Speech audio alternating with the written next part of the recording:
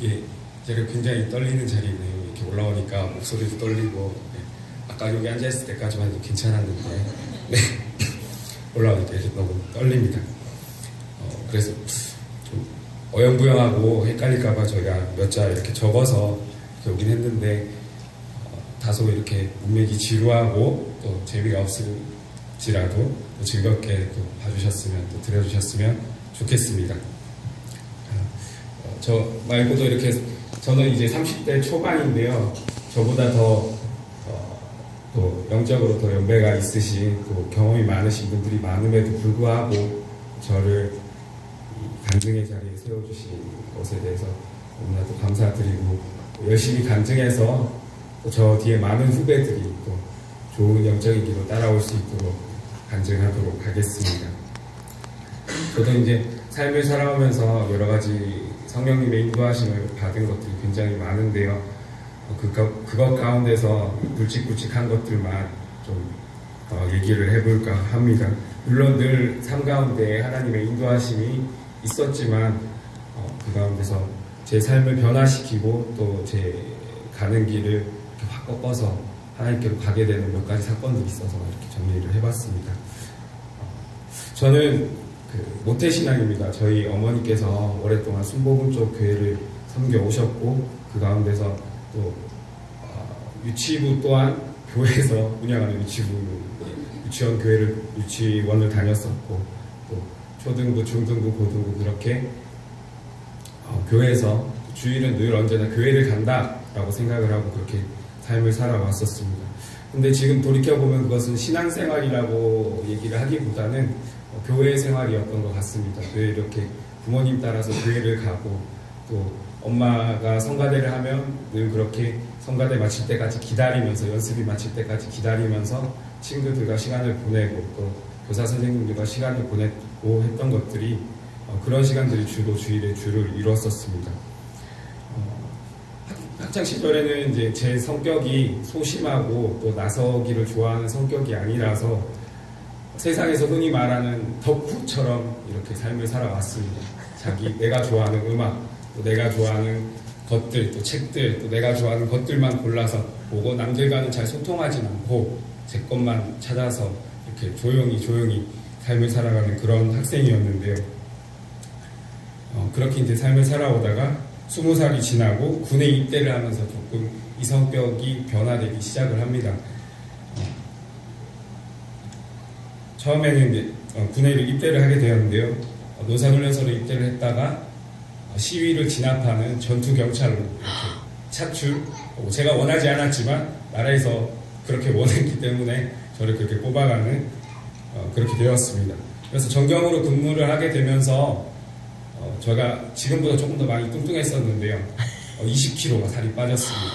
부처한테 맞고 또 시위 진압 나가서 또 시위대한테 맞고 그렇게 하다 보니까 좀 많이 힘이 들어서 20kg가 빠지게 되었습니다. 제가 군 생활한 곳이 바로 그 서울 교회와 가까운 곳에 있습니다. 지금 양천구 신월 7동에 가면 국립과학수사연구소가 있는데 거기 바로 옆에 가면 4기동대가 있습니다. 거기서 제가 군 생활을 했습니다. 거기서 여의도도 가고 종로도 가서 광화문에서 시위도 받고 그렇게 군 생활을 했었습니다. 그렇게 이제 20kg가 살이 빠지고 제대를 하고 나니까 세상이 달라졌습니다. 세상이 달라진 게 아니라 세상이 저를 보는 시각이 달라지더라고요. 옛날에는 뚱뚱한 자기 세계만 있는 그런 덕후처럼 사람들이 저를 봤었는데 20kg 빠지고 나니까 지나가는 여자도 한 번씩 슬쩍 한번 쳐다보고 네, 저를 좋아해 주시는 이성분들이 점점 많아지고 또 그러한 시선과 그런 마음을 조금씩 즐기면서 삶을 살게 되었습니다. 물론 이제 연애 이전의 얘기입니다. 네, 확실하게 성격고 가겠습니다. 네, 영화관에서 아르바이트를 한 적이 있었는데 일하면서도 이제 전화번호도 많이 받고 그렇게 이제 그런 것도 즐기면서 살았는데요. 요즘 청소년들이 SNS를 참 많이 하는데 저도 이제 그런 부분들이 어느 정도는 이해가 됩니다.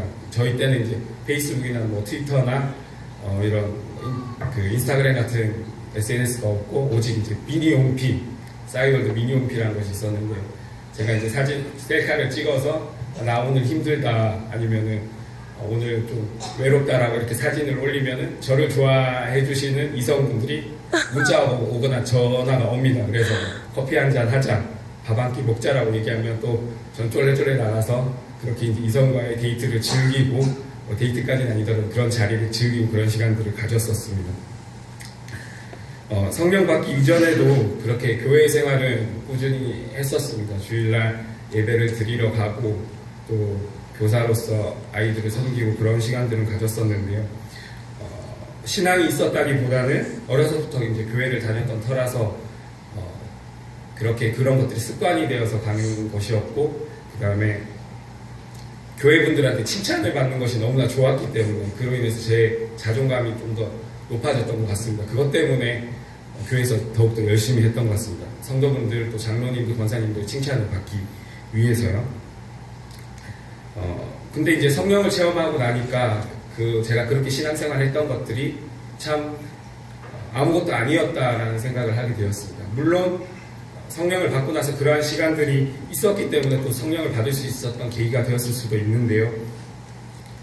어쨌든 성령을 받고 나니까 내가 그렇게 목적 없이 방향 없이 신앙생활을 했었던 것이 참으로 후회가 되고 많은 아쉬움이 남는 그런 기억이 있었습니다. 이러한 부분에 있어서는 어머니한테 참 감사한데요. 저희 어머니는 좀 많이 억척스러우신 부분이 있습니다. 그래서 힘든 시집살이 가운데서도 저희 두 형제를 데리고 신앙생활을 꿋꿋이 하셨습니다. 새벽 기도도 나가시고 또 수요 예배도 나가시고 금요 예배도 나가셔서 저를 위해서 끊임없이 또 제 동생을 위해서 끊임없이 기도를 하고 그 신앙의 자리를 지키셨습니다. 그래서 그 어머니의 기도가 제가 성령을 받을 수 있었던 기도의 씨앗이라고 저는 그렇게 생각을 하고 있습니다. 2009년에 여기 계시는 이기봉 목사님이 전도사님으로 제가 있던 고향 포항에 있는 교회에 부임하시게 됩니다. 그리고 저는 그 다음 달인 2010년 1월에 제가 성령 체험을 하고 삶이 180도 바뀌게 됩니다. 남들이 보면 이제 교회에서 열심히 하던 청년이 더 성령을 받고 더 열심히 일하게 된 것이 아니냐라고 외적인 부분에서 그렇게 생각하실 수 있는데, 저는 아무 목적 없이 그냥 습관이 좋고 습관 때문에 또 남들이 칭찬받는 것이 좋아서 그렇게 신앙생활하고 교회생활했던 그 이재진이 정확하게 하나님의 마음을 알고 또 하나님께서 나에게 무엇을 원하시는가를 알고 신앙생활을 하기 시작하니까 그 모든 것들이 또 제 태도부터 또 마인드부터 그런 것들이 모두 달라지기 시작을 했습니다. 그 이후에 저는 이제 안정적인 삶을 되게 많이 꿈꿨었는데요. 그렇게 안정적으로 삶을 꿈꾸던 이재진이 제가 전공했던 것들 그런 것도 다 치우고 아버지 하나님께서 나에게 이 세상 가운데 뭘 하길 원하시는가를 깊게 고민하게 됐고, 그것도 통해서 비전을 놓고 다시금 기도를 하게 됐고, 그 기도를 통해서 새로운 비전의 응답을 받고 지금까지 그 비전을 붙잡고 살고 있습니다. 그리고 또 이기봉 목사님과 함께 이제 태국, 필리핀 단기 선교도 그렇게 같이 다녀왔었는데요. 이렇게 단기 선교를 통해서 많은 좁았던 영적인 시각이 점점 더 넓어지는 것을 깨달을 수 있었습니다. 그래서 자녀를 두신 부모님들은 단기 선교 보내시는 것들 꼭 보내셨으면 좋겠습니다. 저는 그것을 20대 중반에 경험을 했었는데요. 지금 이제 저희 담임 목사님은 선교에 굉장히 열정적으로 참여를 하고 계신데, 교회도 그 선교를 적극 후원하고 있고 지원하고 있는 교회니까 거기에 맞춰서 보내신다면은 그 자녀들이 더욱더 영적으로 더욱더 깨어나는 중요한 계기가 될 수 있을 것 같습니다. 제가 그랬기 때문에 조금 더 어린 나이에 그것들을 깨달았더라면 훨씬 더 저의 삶에 있어서 도움이 되었으면 되지 않았을까라는 생각이 있기 때문에, 아쉬움이 있기 때문에 한 번 더 말씀을 드립니다. 그리고 저는 이제 포항에서 그렇게 안정적인 것을 좋아하던 이재진이 포항에서 본토 친척 아비집을 떠나라는 말씀을 듣고 또 직장도 없는 상태에서 또 안절부절하면서 고민을 하게 됩니다. 직장이 없는데 학생이었는데 떠나야 되는가 하고 끊임없이 고민을 하다가 과감하게 말씀을 붙잡고 제 직장이 구해지지도 않는 상태에서 와이프 직장을 관두게 하고 이렇게 서울로 오게 되었습니다. 한남동에 반지하 단칸방부터 저희 신혼살림을 시작을 했는데요. 와이프를 데리러 내려가